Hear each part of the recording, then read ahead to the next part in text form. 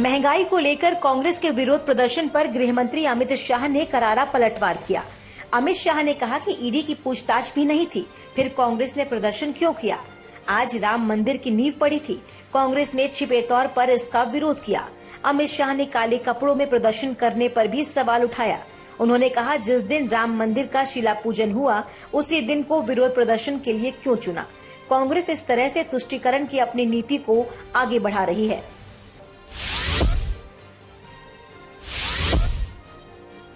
आज ईडी ने किसी भी प्रकार का ना किसी को तलब किया है, ना पूछताछ की है, ना कोई रेड हुई है, कुछ नहीं हुआ है।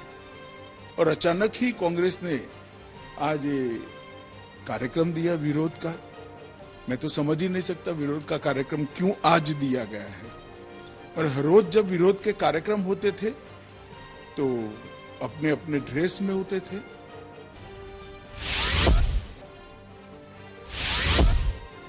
गृह मंत्री अमित शाह के बयान पर कांग्रेस नेता पवन खेड़ा ने सवाल उठाए। पवन खेड़ा ने ट्वीट किया जिसमें लिखा कि सवाल महंगाई, जीएसटी, बेरोजगारी पर है और जवाब में फिर वही मंदिर मस्जिद। लगता है जनता के सवाल साहब के पाठ्यक्रम से बाहर के हैं।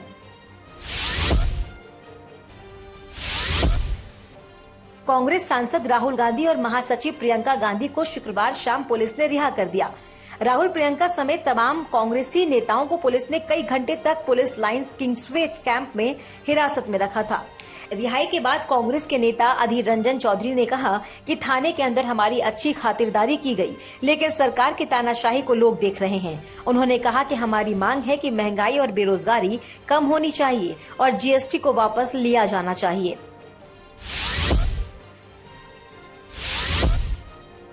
कांग्रेस ने महंगाई, बेरोजगारी और कई खाद्य वस्तुओं को जीएसटी के दायरे में लाए जाने के खिलाफ शुक्रवार को प्रदर्शन किया। इसके बाद पार्टी के पूर्व अध्यक्ष राहुल गांधी और महासचिव प्रियंका गांधी वाड्रा समेत कई नेताओं को हिरासत में ले लिया गया। पार्टी के प्रदर्शन में शामिल हुए नेताओं ने काले रंग के कपड़े पहन रखे थे। राहुल गांधी की अगुवाई में कांग्रेस सांसदों ने संसद भवन से राष्ट्रपति भवन के लिए मार्च निकाला। हालांकि पुलिस ने उन्हें बीच में ही रोक दिया और हिरासत में ले लिया था।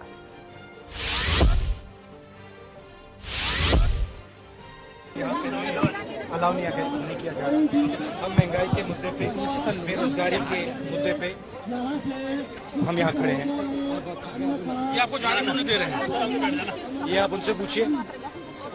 लोकतंत्र की हत्या हो रही है। सब आए थे, एक एक करके घसीट के ले गए। 2-3 को मारा भी है।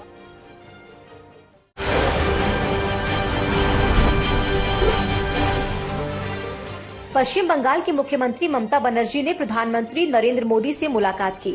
मुख्यमंत्री ममता बनर्जी और पीएम मोदी के बीच ये मुलाकात पीएम हाउस में हुई। इस दौरान ममता बनर्जी ने 1 लाख करोड़ रुपए के बकाया फंड का मुद्दा उठाया। बंगाल की सीएम ममता बनर्जी 4 दिनों के दिल्ली दौरे पर आई हुई हैं। ममता बनर्जी 7 अगस्त को नीति आयोग की एक बैठक में भी शामिल होंगी। अपने 4 दिनों के दिल्ली दौरे पर ममता बनर्जी कई विपक्षी नेताओं से भी मुलाकात करेंगी। शिक्षक भर्ती घोटाले के आरोप में गिरफ्तार पश्चिम बंगाल सरकार के पूर्व मंत्री पार्थ चैटर्जी और उनके सहयोगी अर्पिता मुखर्जी को ईडी की रिमांड के बाद अब 14 दिनों के लिए जेल भेज दिया गया। इस मामले में अब अगली सुनवाई 18 अगस्त को होगी। हालांकि ईडी ने पार्थ चैटर्जी और अर्पिता मुखर्जी की 14 दिनों की न्यायिक हिरासत की मांग की थी। जांच एजेंसी अब तक अर्पिता मुखर्जी के ठिकानों से करीब 50 करोड़ रुपए कैश जब्त कर चुकी है। इसके साथ उनके खातों से 8 करोड़ रुपए मिले थे। आजादी के 75 साल पूरे होने पर दिल्ली के मुख्यमंत्री अरविंद केजरीवाल ने शानदार तरीके से जश्न का ऐलान किया। दिल्ली में केजरीवाल सरकार की ओर से 25 लाख तिरंगे बांटे जाएंगे, जिन्हें लोग अपने घर ले जा सकेंगे। सरकारी स्कूल के सभी बच्चों को सरकार की ओर से तिरंगा दिया जाएगा। इसी के साथ अरविंद केजरीवाल ने लोगों से अपील की है कि वो स्वतंत्रता दिवस की पूर्व संध्या पर यानी 14 अगस्त को शाम 5 बजे हाथ में तिरंगा लेकर राष्ट्रगान गाएं।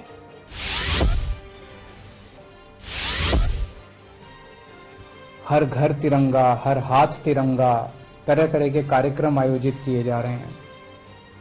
आज मैं लोगों से अपील करना चाहता हूं कि 14 तारीख को हमारे स्वतंत्रता दिवस की पूर्व संध्या पर, उसके पहले वाली शाम को 5 बजे हर भारतवासी अपने हाथ में तिरंगा लेके राष्ट्रगान गाए। 14 अगस्त की शाम तिरंगे के साथ राष्ट्रगान के केजरीवाल सरकार के ऐलान को लेकर बीजेपी ने हमला बोला। बीजेपी नेता कपिल मिश्रा ने कहा कि केजरीवाल का 14 अगस्त को स्वतंत्रता दिवस उत्सव मनाने का फैसला देश के विभाजन की जो विभीषिका है उसकी अनदेखी करना है। ये जानबूझकर 15 अगस्त और आजादी के अमृत महोत्सव का अपमान करने की कोशिश करने वाला कदम है।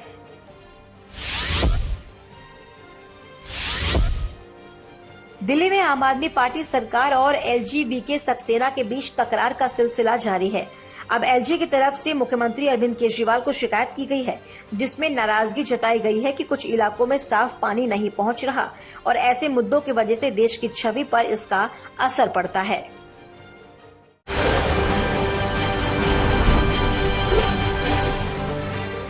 बिहार से अयोध्या घूमने आए पति ने अपनी पत्नी को मौत के घाट उतार दिया। घटना अयोध्या के एक हाईवे की है, जहां एक पति ने अपनी पत्नी को एक ट्रक के आगे धक्का दे पत्नी की जान ले ली। पुलिस ने मृतक के भाई की तहरीर पर दहेज प्रताड़ना और दहेज हत्या का मुकदमा दर्ज कर आरोपी को जेल भेज दिया है। मुंबई के ठाणे में कारोबारी के अपहरण और फिरौती की मांग करने वाले आरोपियों को पुलिस ने गिरफ्तार कर लिया। घटना ठाणे जिले के डुम्बिवली की है, जहां 5 लोगों ने एक व्यापारी को अगवा किया और उसके बाद पीड़ित के भतीजे से 50 लाख की फिरौती मांगी। भतीजे ने पुलिस में शिकायत की, जिसके बाद पुलिस ने जाल बिछाकर आरोपियों को पकड़ लिया। घरेलू एलपीजी सिलेंडरों की हो रही कालाबाजारी और दुरुपयोग पर आज टोंक जिले में रसद विभाग ने छापा मारा। 3 जगहों पर छापा मारने के बाद 23 घरेलू सिलेंडर बरामद हुए। इस छापे के बाद प्रवर्तन निरीक्षक ने कहा कि सभी कालाबाजार व्यवसायियों के खिलाफ नियमानुसार कार्रवाई की जाएगी।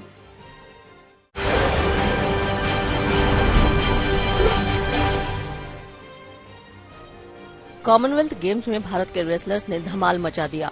शुक्रवार को मैट पर उतरे भारत के रेसलर्स अपने प्रतिद्वंदियों पर पूरी तरह से भारी पड़े। भारत के बजरंग पूनिया और साक्षी मलिक ने अपने अपने किलो वर्ग में गोल्ड मेडल जीता। बजरंग पूनिया ने 65 किलो वर्ग में कनाडा के खिलाड़ी को मात दी, तो वहीं साक्षी ने 62 किलो वर्ग में गोल्ड जीता। भारत के दीपक पूनिया और अंशु मलिक ने भी भारत के लिए पदक जीते हैं। दीपक पूनिया ने 86 किलो वर्ग में गोल्ड मेडल जीता, तो वहीं अपना पहला कॉमनवेल्थ गेम खेल रही अंशु मलिक ने 57 किलो वर्ग में भारत को सिल्वर मेडल दिलवाया। भारत के बैडमिंटन खिलाड़ी पीवी संधू और किदम्बी श्रीकांत ने अपने अपने सिंगल इवेंट्स में क्वार्टर फाइनल में जगह बना ली है। सिंधु का मुकाबला युगांडा की हुसीना कोबुगाबे से था, जिसको उन्होंने 21-10, 21-9 से हराकर अंतिम 8 में जगह बनाई। तो वहीं श्रीकांत ने श्रीलंका के डोमिंडो अबेविक्रमा को 21-9, 21-12 से हराकर क्वार्टर फाइनल में जगह बना ली। उपराष्ट्रपति चुनाव के लिए आज वोटिंग होनी है। संसद में सुबह 10 बजे से वोटिंग शुरू होगी और शाम 5 बजे तक चलेगी। शाम को ही नतीजे भी घोषित हो जाएंगे। एनडीए यानी बीजेपी की ओर से जगदीप धनखड़ और यूपीए यानी कांग्रेस या फिर यूं कह लीजिए कि विपक्ष की ओर से मार्गरेट अल्वा चुनाव मैदान में है।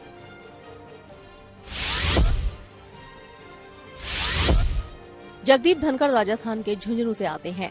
धनखड़ 33 साल से राजनीति में सक्रिय हैं। 1989 में पहली बार झुंझुनू से लोकसभा सांसद चुने गए थे। चंद्रशेखर सरकार में केंद्र मंत्री रहे। 1993 में राजस्थान के किशनगढ़ से विधानसभा चुनाव भी जीता। जुलाई 2019 में पश्चिम बंगाल के राज्यपाल बने। मार्गरेट अल्वा कर्नाटक से आती हैं। उनके पास 48 साल का राजनीतिक अनुभव है। 1974 में अल्वा पहली बार राज्यसभा पहुंची थी। इंदिरा गांधी, राजीव गांधी, नरसिम्हा राव सरकार में मंत्री भी रहीं। 1999 से 2004 तक लोकसभा सांसद भी रहीं। मार्गरेट अल्वा उत्तराखंड, राजस्थान, गुजरात और गोवा की राज्यपाल रही हैं।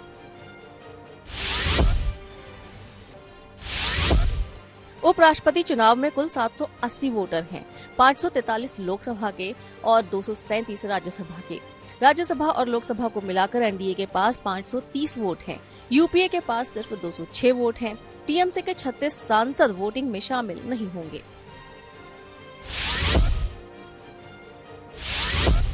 रसोई गैस पर फिर महंगाई की मार पड़ी है। पीएनजी 2 रुपए 63 पैसे प्रति यूनिट महंगी हो गई है। आईजीएल ने पीएनजी की कीमत में बढ़ोतरी कर दी है। अभी हाल ही में सीएनजी की कीमतों में भी बढ़ोतरी हुई थी। अंतिम कुछ महीनों में सीएनजी और पीएनजी की कीमतों में कई बार बढ़ोतरी हो चुकी है।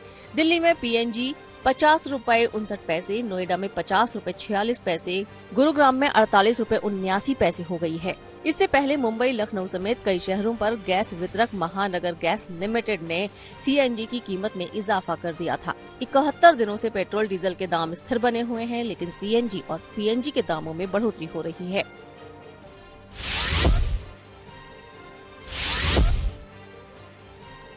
संजय राउत के घर तक ईडी की जांच का दायरा पहुंच गया है। पात्रा चौल घोटाले में आज पत्नी वर्षा राउत से ईडी पूछताछ करेगी। ईडी के मुताबिक वर्षा राउत के खाते में लेन देन के बाद सम्मन जारी किया गया है। माना जा रहा है कि ईडी के अधिकारी दोनों को आमने सामने बिठाकर पूछताछ कर सकते हैं।